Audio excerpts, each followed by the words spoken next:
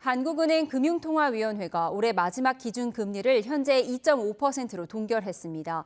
향후 전망에 대해서는 추가 인하 가능성과 동결 가능성을 모두 열어놨습니다. 취재기자 연결해 자세히 들어보겠습니다.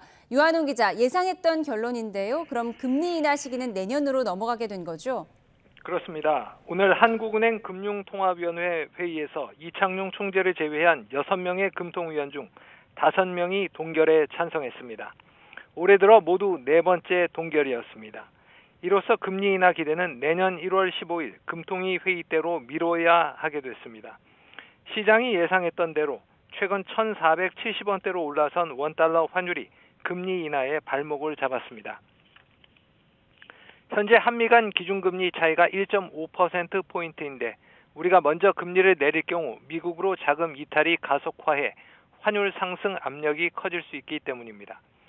또한 11호 부동산 대책 후 주춤하던 서울 아파트 가격이 다시 들썩이는 점도 선뜻 금리 인하를 결정하는 데 부담을 준 것으로 보입니다. 한은은 통화정책 방향 의결문에서 환율이 1,400원대 중후반으로 높아지고 국고채 금리가 상승하는 등 금융 외환 시장 변동성이 확대됐고 수도권 주택시장에서 가격 상승폭과 거래량이 둔화됐지만 가격 상승 기대는 여전히 높은 상황이라고 진단했습니다.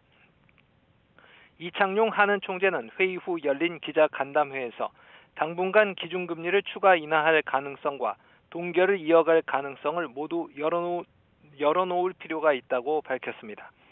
향후 3개월 내 금리 전망에 대해선 이 총재를 제외한 6명의 금통위원 중 3명은 인하를, 3명은 동결을 선택했습니다. 전문가 사이에선 다음 달 미국 FOMC의 기준금리 결정을 본 뒤에 한은 금통위가 내년 1월쯤 금리 인하에 나설 것이란 전망이 나오고 있습니다.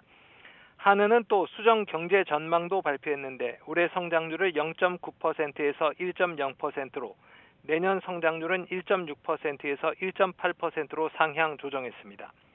정부의 확장 재정과 반도체 중심의 수출 호조에 힘입어 우리 경제가 더 나아질 것으로 전망했는데 이 점 또한 이번 금리 동결의 배경이 됐습니다. 올해 소비자 물가 상승률은 지난 8월에 전망했던 2.0%에서 2.1%로 0.1%포인트 높아질 것으로 전망했습니다. 네, 코스피가 장중에 4천선을 탈환했는데 종가로는 4천선을 지키지 못했네요. 그렇습니다. 아쉽게도 3,980선에서 마감했습니다. 뉴욕 증시 상승 바람을 타고 코스피가 0.7% 오른 3,989로 출발해 장 초반 상승폭이 1% 이상 커지며 5거래일 만에 4천선을 넘었습니다. 그렇지만 한은 금통위의 기준금리 동결 영향으로 지수 상승폭이 점차 줄어들었습니다. 코스피는 결국 0.7% 오른 3,986으로 장을 마쳤습니다.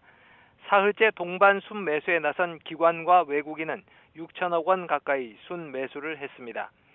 나흘 연속 상승세였던 삼성전자는 0.7% 오른 채 마감했고 이틀째 상승세였던 SK하이닉스는 3.8% 오른 채 거래를 마쳤습니다.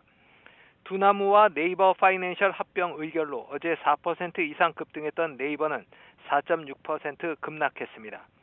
두나무가 운영하는 가상자산 거래소 업비트에서 약 540억 원 규모의 해킹 사고가 발생한 점이 영향을 끼친 것으로 보입니다.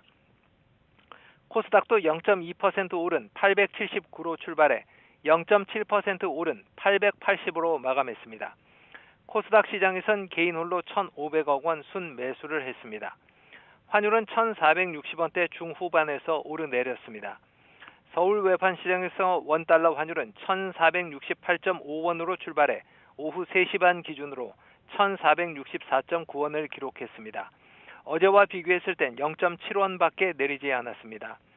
최근 외환 당국이 환율 안정에 총력을 기울이고 있지만 환율은 1,460원대에서 좀처럼 내려올 줄을 모르고 있습니다.